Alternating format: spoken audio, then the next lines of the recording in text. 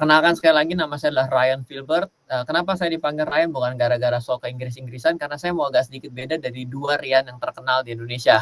Yang pertama adalah Rian The Massive, lumayan jadi penyanyi lagu. Yang repot itu yang kedua adalah Rian Jombang, itu kalau kasusnya mutilasi jadi repot kalau disama-samain sama saya. Mas Desmond, saya akan coba minta dikabarin bila ternyata jaringan saya kurang baik gitu ya, biar bisa nggak terlalu panjang saya udah ngomong terus kekat gitu ya, Mas Desmond ya. Oke, siap ya. Mas Ryan. Oke, thank you. Mari kita mulai tanpa berpanjang-panjang waktu. Anda pasti menunggu apa yang akan saya ceritakan. Apakah slide saya sudah dapat Anda lihat? Tolong jawab. Sudah? Sinyal oke? Mantap. Oke, siap. Kita mulai ya.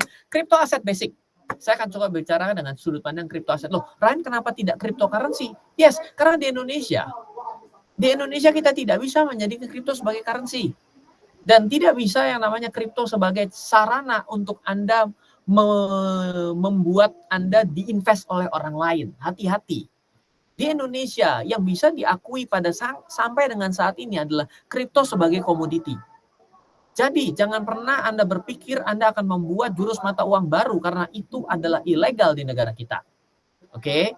Jadi ketika pertama kali Anda mau datang ke dalam dunia kripto dan juga blockchain ini, dan Anda entah mau menjadi developer, user, pengguna, atau apapun yang datang ke sini, mindset Anda setidak-tidaknya mesti menguasai sedikit-sedikitnya 3 hal. Satu adalah aspek legal. Yang kedua adalah aspek keuangan. Ini dari 2 nih ya. Yang ketiga adalah aspek teknologi. Kalau Anda gaptek, susah. Kenapa? Contohnya Anda gaptek, Anda nggak pernah pakai internet banking, lu berat. Gimana? Nggak pakai internet banking tiba-tiba lompat ke kripto itu benar-benar lebih parah lagi daripada Anda pernah pergi ke internet banking. Lumayan, Anda agak sedikit gampang untuk mengimajinasi. Nah, kalau Anda tidak mengerti legal, Anda akan tabrak-tabrak, tiba-tiba Anda membuat sebuah koin dan Anda mau dibayar dengan koin. Anda dana loh. Atau yang ketiga adalah aspek dalam sudut pandang keuangan itu sendiri. Ketika dalam aspek sudut pandang keuangan, Anda mengatakan, wahai semua orang, kalau Anda membeli satu koin saya, maka Anda memiliki sepersekian daripada perusahaan saya. Itu aspeknya adalah raising fund. Dan itu melanggar undang-undang pasar modal. Jadi, saya ingin cerita, kalau Anda mau melihat ini dengan baik, ini bisa dikembangkan menjadi berbagai macam. Tapi Anda tetap harus tahu porsi-porsi yang mana yang bisa dilakukan di negara Indonesia sampai hari ini. Oke, ada 3 bagian menjadi tantangan kita. 1, ayo diulang. Pengulangan adalah ilmu dari segala ilmu. Oke, 1 adalah aspek legal. Ayo ingat-ingat. Nomor 2, aspek keuangan Anda mesti kuasai. Yang ketiga adalah aspek teknologi. Kalau Anda bisa seenggak-enggaknya sadar akan 3 ini, melek aja dulu deh. Jangan langsung jam kepada implementasi. Melek aja dulu, itu udah prestasi yang bagus. Jadi tidak akan pernah bisa menjadi sukses kalau Anda jam kepada cryptocurrency dan crypto aset dan juga blockchain ini, Anda mengenalnya langsung tanpa melihat 3 aspek ini. Anda akan korslet sendiri. Apalagi di Indonesia. Oke? Ada satu hal yang memang ditanyakan oleh Satoshi, penemu dinyatakan oleh Satoshi, penemu Bitcoin. Dalam jurnal di dalam dunia kripto disebut dengan white paper yang mau disolusikan. Mari Anda akses white papernya, belajar baca prospektus toh. Saya sebagai seorang yang selalu mengedukasi mengenai keuangan, saya bilang, Anda mau investasi? Oke, baca prospektusnya. Dan ketika Anda mau berkenalan dengan Bitcoin, saya agak ragu ada orang yang berkenalan dengan kripto aset tanpa kenal Bitcoin. Maka pertama kali kemungkinan pasti Bitcoin. Akses white papernya, Bitcoin di bitcoin.org, atau mau bahasa Indonesianya juga bisa disebut dengan makalah Bitcoin. Membuat sebuah mekanisme transaksi keuangan dari satu ke satu secara langsung tanpa perantara dan nirsangkal. Anda logik nggak? Dalam dunia digital, kok bisa tanpa perantara dan terjadi secara langsung? Orang padahal dalam transaksi kita di dunia maya kan tidak pernah ketemu. Kok bisa terjadi secara langsung? Itulah yang memang mau disolusikan oleh si Satoshi. Gitu loh. Jadi ketika Anda berbicara mengenai blockchain dan kripto, itu secara tidak langsung tiba-tiba mengubah konsep Anda mengenai dunia digitalisasi hari ini. Maksudnya gimana, Ren? Begini saya tanya sama Anda.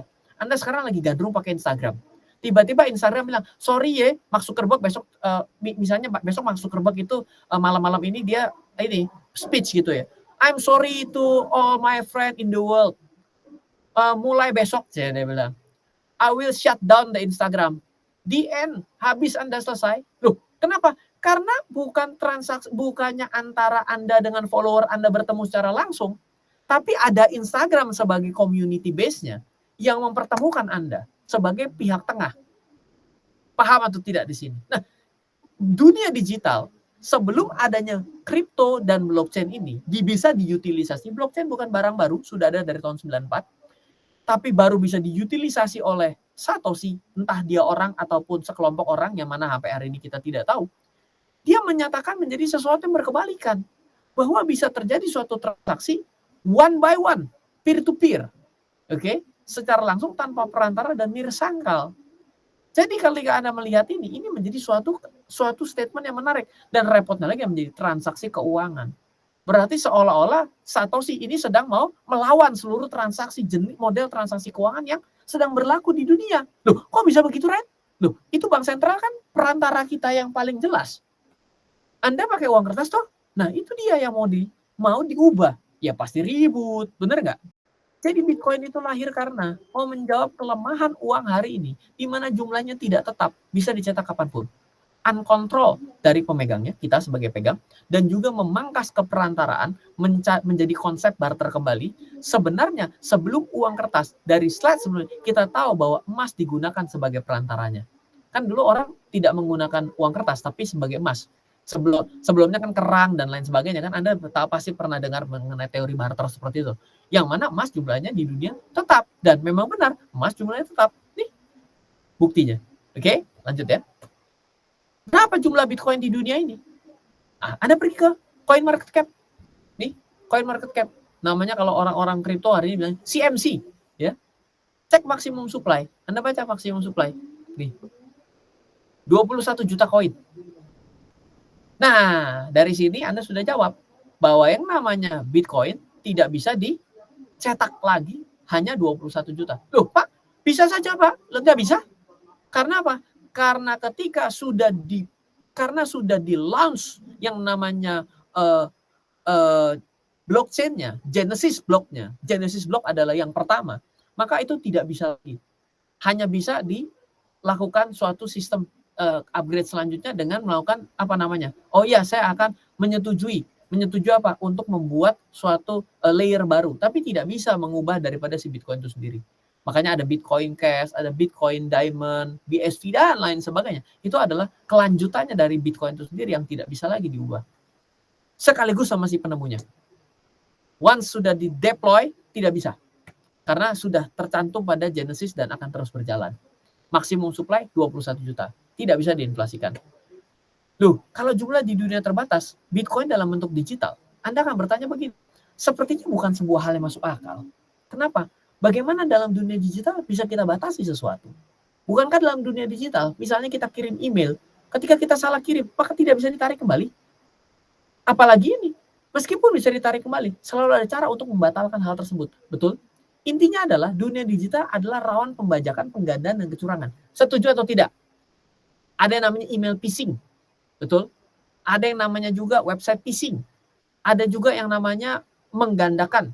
Ketika Anda kirim email, saya kirim suatu hal yang sangat rahasia kepada Pak Desmond. Ketika saya kirim, saya bilang, Pak, kalau udah baca di-delete ya. Siapa yang tahu Pak Desmond mendelete? Atau Pak Desmond kirim saya, Pak Desmond, Ryan tolong dihapus ya. Saya nggak hapus, malah saya sebar. Betul nggak? Tidak ada yang namanya suatu kerahasiaan di sini. Loh, bagaimana cara logikanya ya yang namanya Bitcoin bisa melakukan transaksi dalam dunia digital dan terbatas 21 jutanya? Anda akan bertanya seperti itu, betul? Oke. Bitcoin sebenarnya lahir dari sistem pembajakan yang disempurnakan. What? Bitcoin lahir dari sistem pembajakan yang disempurnakan. Lahir dari sini. Anda pernah tahu yang namanya torrent? Nggak pernah tahu? Lebih baik jangan. Karena banyak hal-hal yang sifatnya juga datang hal yang negatif. Karena apa? Karena torrent itu adalah suatu teknologi yang disalahartikan dengan dijadikan sebagai daerah underground oleh orang-orang untuk men-sharing video porno, program bajakan, aplikasi bajakan, dan lain sebagainya, dan naskah-naskah buku bajakan. Ya ini adalah suatu darknya. Tapi harus tahu Bitcoin lahir dari konsep seperti itu. Dan yang menarik adalah sampai hari ini torrent tetap ada. Yang menarik yang mau di-highlight itunya. Anda kan berbicara mengenai hal itu kan selalu ada positif dan negatifnya. Ketika Anda bicara, wow, torrent ini bahaya sekali ya. Kenapa tidak ditutup? Tidak bisa ditutup loh. Tidak bisa diblokir. Diblokir bisa tapi muncul lagi. Dan ketika diblokir sekalipun tidak bisa dihentikan loh. Tetap terjadi transaksi yang namanya pembajakan. Kok bisa? Nah itu pertanyaannya. Kenapa bisa seperti itu? Karena itulah kita mesti mempelajari kenapa bisa seperti itu. Mari kita bicara. Cara kerja torrent sebenarnya gampang. Torrent, bayangkan adalah sebuah komunitas. Komunitas untuk melakukan file sharing. Anda bisa menyediakan laptop Anda, jaringan Anda, internet Anda, untuk membiarkan file yang Anda miliki dibagikan kepada yang membutuhkan file tersebut. Yang membutuhkan akan menarik file yang dibutuhkan, bisa dari satu tempat atau dari banyak tempat. Dari penyedia-penyedia yang menyediakan untuk menarik file dengan nama yang otentik sama. Oke. Setelah yang menarik file tersebut berhasil, salinan lengkapnya, maka juga bisa menjadi pembagi atas salinan tersebut. Pembagi disebut dengan seed, pengambil adalah leech. Itulah dasar dari konsep kenapa torrent tidak bisa mati dan dimatikan. Yang membagikan satu file bisa ribuan orang. Artinya, selama ribuan orang tersebut tetap membuka diri untuk berbagi atas satu file, maka file itu tetap selalu tersedia. Satu mati, yang satu terdownload lengkap. Yes, ini adalah sesuatu yang singkat dan sederhana. Bagaimana Anda mengetahui bahwa Bitcoin ini adalah menarik, kripto ini menarik, blockchain ini menarik, dan saya memang sengajakan menggantung di sini agar Anda boleh bertanya dan nanti akan kita kembangkan. Saya yakin Anda dengan pertanyaan membuat kita bisa menjadi lebih baik. Saya mau biarkan analisa itu berjalan ketika Anda bertanya. Karena kalau saya cuma celoteh gini terus, lama-lama saya serak juga dan saya belum minum gitu ya. Dan saya akan informasikan kepada Anda, tim saya itu dan saya bukan hanya hari ini di Kontan Finance Festival ini, itu sampai dengan tanggal 3 Anda masih ketemu saya dan tim. Hari ini ada saya Ryan Filbert, besok ada partner saya luar biasa sekali, dia bisa membeli emas dengan diskon 50%, namanya lah Pak Abraham Santosa. Ada juga nanti Pak Hismat Wanal, beliau adalah guru saya di Bandarmologi. Anda akan ketemu di tanggal 29. Lalu David ini juga orang yang teliti sekali dalam melakukan analisa investasi. Anda boleh ikut di tanggal 30 bulan 9. Anda bisa ikut Mas Adi Prasetya, itu tanggal 1 Oktober. Ada Niki juga di tanggal 2, yaitu dia berbicara mengenai how to simple trade and simple invest. Ya, itu untuk saham pertama yang akan Anda pelajari. Lalu di tanggal 3 Oktober Anda juga akan ketemu saya kembali. Saya akan mau cerita bagaimana perkembangan fintech dan Anda mungkin bisa ambil bagian di sana. Jadi pastikan catat jadwal-jadwalnya dengan baik. Kita biar bisa ketemu lagi di event selanjutnya. Bukan hanya dengan Ryan tapi juga dengan tim saya. Lalu kalau misalnya Anda ingin mengikuti kelas, kebetulan ada dibuat oleh tim saya, Anda bisa menghubungi tim saya di 0852 882 6187. Di Oktober ini ada trading camp. Kalau Anda mau mengikuti bagaimana cara melakukan trading saham, kripto, dan forex, Anda bisa mengikuti trading camp di tanggal 2 Oktober. Ada Invest Start juga di 23 Oktober. Atau kalau Anda mau belajar lengkap terkait dengan 2 hari bagaimana Anda bisa mendapatkan konsep trading dan investasi yang panjang sekali, karena tidak mungkin hanya 2 jam, karena perlu 2 hari penuh. Karena di hari kedua saya belajar, saya mengajarkan bagaimana adalah proof of work, proof of stake, bagaimana menggabungkan, bagaimana staking. Di hari pertama kita belajar bagaimana how to trading, bagaimana how to pick the right crypto asset untuk Anda technical trade dan investasi. Kita juga membahas secara lengkap dalam 2 hari. Anda bisa mengikuti Crypto Asset Camp di tanggal 30 dan 31 Oktober 2021. Anda bisa daftar ke tim saya. Dan bila Anda yang pada saat ini mau mulai kripto tapi belum punya ide, wah ini cocok karena juga lagi sama-sama ada bersama toko kripto saya, jadi bisa ngasih informasi kepada Anda.